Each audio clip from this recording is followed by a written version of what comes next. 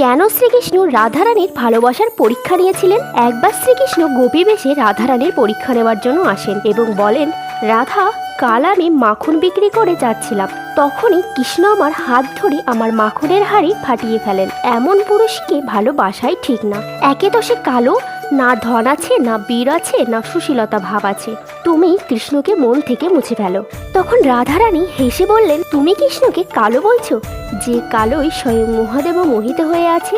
আর বলছো কৃষ্ণের মধ্যে কোনো সুশীলতা ভাব নেই, যার চরম স্বয়ং মা লক্ষ্মী সর্বদাই সেবা করে।